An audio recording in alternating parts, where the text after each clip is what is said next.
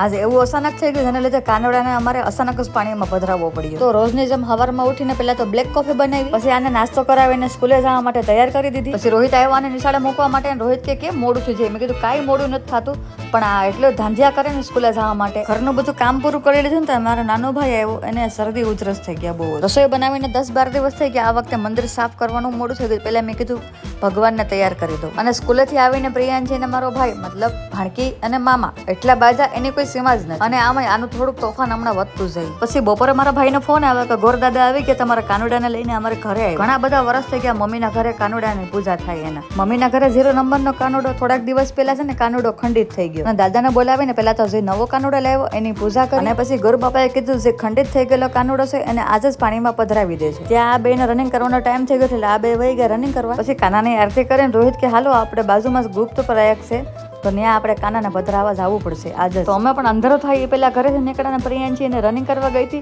ત્યાંથી લઈ લીધું. તો અમે પણ ફટાફટ પહેલા તો પૂગી ગયા ગુપ્ત પ્રયાગ. એટલા સમય કાનુડાની પૂજા કરી હોય ને જો આવી રીતના પાણીમાં પધરાવાનો થાય એટલે જીવ તો બળે, પણ શું કરી શકે. અને બધા કહે છે કે આ ગુપ્ત પ્રયાગનું પાણી એની કોઈ સીમા જ નથી, મતલબ એનું કોઈ અંત જ નથી. ભગવાનના દર્શન કરીને અમે 1 કલાક સુધી બેઠા અને પછી ઘરે જવા માટે નીકળ્યા. ઘરે આવીને એને હોમવર્ક કરવા બેઠાડી અને પછી મેં બનાવી રસોઈ. અને આ માથામાં તેલ નાખવાનો વારો પહેલા પ્રિયાંશીનો છે અને પછી મારો. હાલો તો આપણે મળીએ કાલ.